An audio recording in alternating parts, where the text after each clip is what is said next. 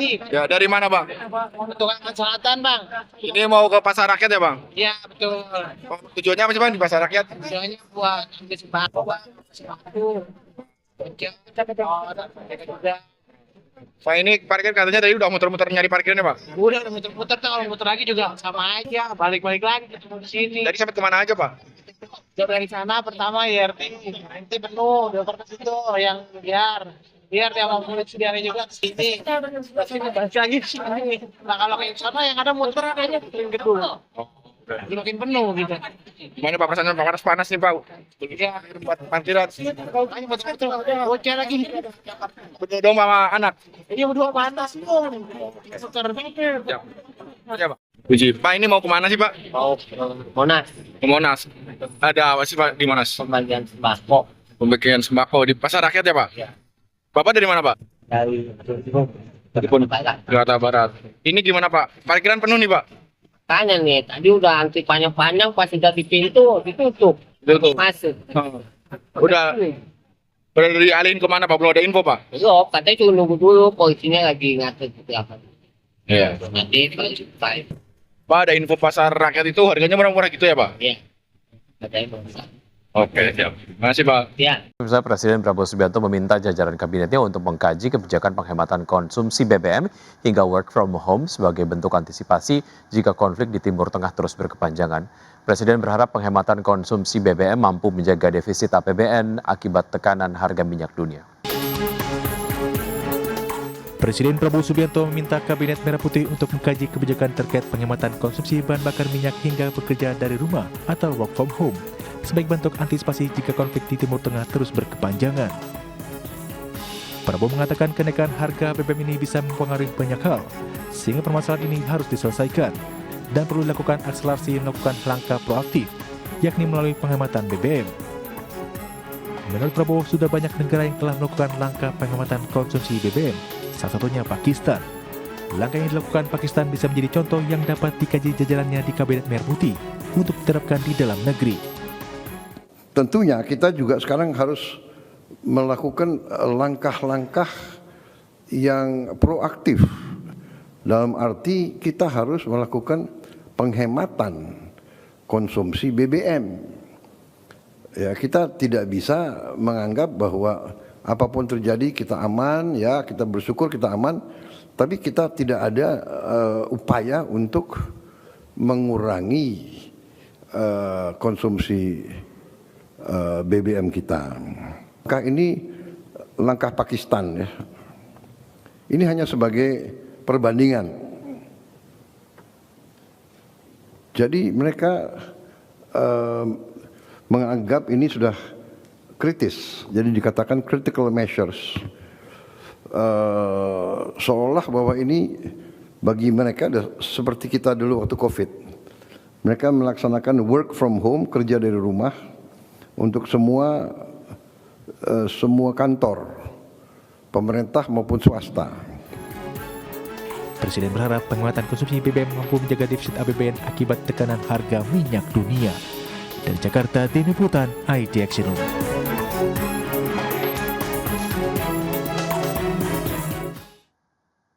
Kadin Indonesia mengingatkan pelaku usaha untuk bersikap waspada terhadap eskalasi konflik yang berkepanjangan di Timur Tengah.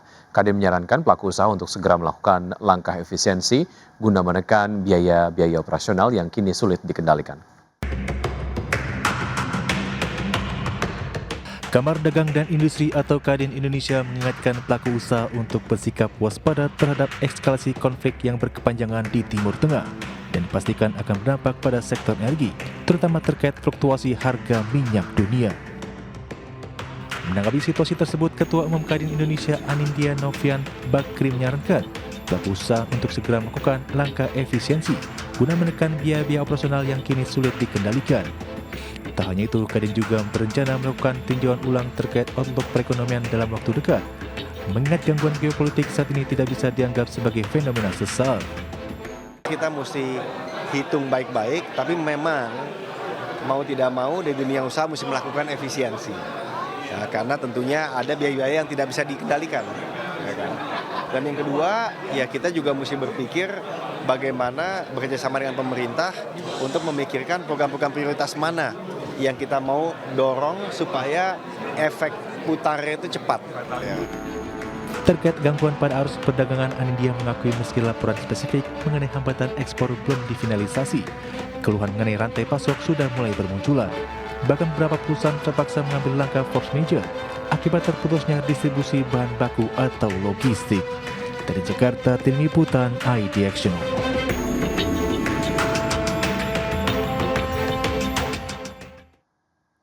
Indonesia dan Jepang resmi menandatangani Memorandum of Cooperation atau MOC untuk pengembangan mineral kritis dan energi nuklir. Kerjasama strategi ini untuk memperkuat rantai pasok energi dan teknologi bersih di kawasan Asia Pasifik. Indonesia dan Jepang sepakat memperkuat rantai pasok energi dan mendukung pengembangan teknologi energi masa depan di kawasan Asia Pasifik. Kerjasama ini khususnya terkait mineral kritis dan energi nuklir. Hal ini ditandai dengan penandatanganan Memorandum of Cooperation atau MOC yang dilaksanakan dalam rangkaian Indo-Pacific Energy Security Ministerial and Business Forum di Tokyo, Jepang. Menteri Energi dan Sumber Daya Mineral Bahlil Lahadalia dalam keterangan resminya mengatakan mineral kritis dan teknologi energi maju kini semakin dipandang sebagai komponen strategis dalam mendukung pencapaian target emisi nol bersih. Selain itu, kerjasama ini diharapkan dapat memperkuat sistem energi yang lebih terintegrasi, tangguh, dan berkelanjutan. Untuk sektor mineral kritis, kerjasama ini diarahkan pada penguatan rantai pasok global agar lebih aman dan andal. Kolaborasi tersebut menurut Bahlil diharapkan dapat mendukung pengembangan teknologi energi bersih melalui pemanfaatan sumber daya mineral strategis yang dimiliki Indonesia. Sementara itu, kerjasama di bidang energi nuklir difokuskan pada pengembangan dan pemanfaatan teknologi dengan tetap mengedepankan standar keselamatan yang tinggi. Melalui kerjasama ini, Indonesia berpeluang memanfaatkan pengalaman dan teknologi Jepang dalam pengembangan solusi energi rendah karbon. Dalam menjaga ketahanan energi dan keberlanjutan pasokan, Indonesia berkomitmen mendorong upaya pengamanan cadangan energi secara strategis untuk mengantisipasi situasi geopolitik dan ketidakpastian global untuk setiap negara saling memperkuat kolaborasi. Dari Jakarta, IDX Channel. Informasi arus mudik, pemirsa, Menteri Perhubungan Dudi Purwagandi memperkirakan pergerakan masyarakat pada Lebaran 2026 mencapai sekitar 143,91 juta orang. Dari sisi moda transportasi, mobil pribadi masih menjadi pilihan utama dengan 76,24 juta pemudik, disusul sepeda motor dan bus. Menteri Perhubungan Dudi Purwagandi mengungkapkan pergerakan masyarakat pada Lebaran 2026 diperkirakan sekitar 143,91 juta orang. Jumlah itu setara dengan 50,6% penduduk Indonesia. Dudi menyebutkan angka ini menurun sebesar 1,75% dibandingkan survei pada tahun 2025 sekitar 146 juta.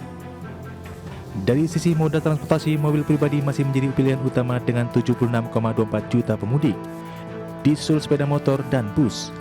Adapun perakiran simpul transportasi terpadat pada Lebaran 2026 adalah Bandara Soekarno-Hatta, lintas pelabuhan penyeberangan Merak Bakahuni dan stasiun Pasar Senen, serta terminal Pulau Gebang.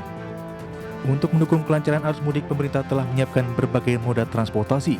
Secara nasional, mobil pribadi menjadi sarana utama pemudik dengan 76,24 juta orang, disusul oleh sepeda motor dan kendaraan bis. Berikut adalah perakiran simpul transportasi terpadat pada angkutan Lebaran 2026, yaitu Bandara Soekarno-Hatta, lintas pelabuhan penyeberangan Merak Bakahuni dan stasiun Pasar Senen, serta terminal Pulau Gebang. Yang terdiri atas 31.000 unit bus, 840 kapal laut, 254 kapal penyeberangan, 372 pesawat udara, serta 3.687 unit sarana kereta api. Selain itu, pemerintah juga menyelenggarakan program mudik gratis. Dari Jakarta, Tim Liputan IDX. Pemirsa, emiten beton PT Wijaya Karya Beton Tbk masih terus berupaya untuk menjaga kinerja tetap kokoh di sepanjang tahun 2026. Proyeksi ini diambil di tengah lesunya industri konstruksi akibat gejolak ekonomi global dalam beberapa bulan terakhir. Emiten beton PT Wijaya Karya Beton Tbk masih terus berupaya untuk menjaga kinerja tetap kokoh di tengah lesunya industri konstruksi, di mana sepanjang tahun 2025 lalu, perseroan masih mampu mencetak laba meski kinerja belum sepenuhnya kuat, terutama dipicu sentimen global dan domestik dalam beberapa bulan terakhir. Sebagai informasi, emiten berkode saham WTON mampu mencatatkan pendapatan usaha senilai 2,51 triliun rupiah per kuartal 3 2025. atau turun dari 3,38 triliun rupiah di periode yang sama tahun sebelumnya. Tidaknya itu, laba bersih juga terkoreksi dalam dari 33,46 miliar rupiah menjadi 8,35 miliar rupiah per September 2025 dengan penurunan kontributor pendapatan paling signifikan berasal dari segmen konstruksi yang turun dari 440,19 miliar rupiah menjadi 57,82 miliar rupiah. Sementara itu, hingga akhir per Februari 2026, nilai kontrak baru perusahaan tercatat mencapai 559,50 miliar rupiah. Di mana secara sektoral, komposisi kontrak baru per Februari tersebut didominasi sektor infrastruktur yang meliputi jalan, jalan tol, jembatan, bendungan, danau, bangunan gedung, serta proyek sekolah rakyat dan madrasah. Dengan target pertumbuhan di tahun 2026, manajemen Wika Beton mengalokasikan anggaran belanja modal atau CAPEX sebesar 62 miliar rupiah yang digunakan untuk melakukan rekondisi dan perbaikan fasilitas produksi yang tersedia serta penguatan digitalisasi dan sistem ERP guna meningkatkan efisiensi, pengendalian biaya serta manajemen risiko di seluruh lini usaha. Berbagai sumber, IDEX Channel. Emiten properti milik Sugianto Kusuma atau Agwan, PT Bangun Kosambi Sukses Tbk atau CBDK mencatat kinerja keuangan positif sepanjang tahun 2025. Laba bersih perusahaan melonjak signifikan seiring dengan peningkatan pendapatan dan kontribusi proyek di kawasan PIK 2. Laba bersih PT Bangun Kosambi Sukses Tbk atau CBDK pada tahun 2025 mencapai 1,36 triliun rupiah. Angka ini naik 47,52% dibandingkan laba bersih tahun 2024 yang sebesar 924 miliar rupiah.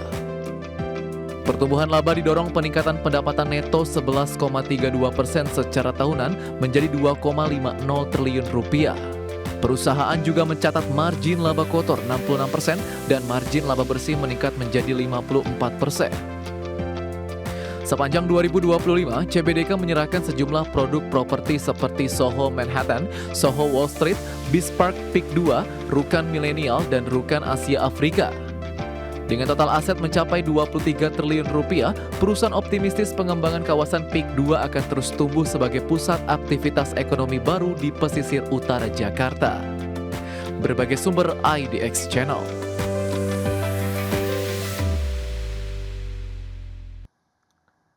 Ya, selanjutnya kinerja PT Summarecon Agung Tbk sepanjang tahun 2025 mengalami penurunan. Pendapatan perusahaan properti ini terkoreksi 2 digit dan laba bersih turun hampir setengahnya dibandingkan dengan tahun sebelumnya. PT Summarecon Agung Tbk membukukan pendapatan neto sebesar 8,76 triliun rupiah sepanjang 2025. Angka ini turun 17,47% dibandingkan pendapatan tahun 2024 yang mencapai 10,62 triliun rupiah. Sementara itu, laba bersih yang dapat didistribusikan kepada pemilik entitas induk tercatat 766,55 miliar rupiah. Angka tersebut menyusut 44,18% secara tahunan dari 1,37 triliun rupiah pada 2024. Laba per saham dasar juga turun menjadi Rp46,43 dari sebelumnya Rp83,19. Meski kinerja laba terkoreksi, total aset Summarecon Agung justru meningkat menjadi Rp38,34 triliun pada akhir 2025 dari Rp33,53 triliun pada tahun sebelumnya. Total liabilitas tercatat Rp22,33 triliun dan ekuitas Rp16 triliun. Sementara kas dan setara kas perusahaan mencapai Rp3,37 triliun di akhir Desember 2025. Berbagai sumber IDX Channel.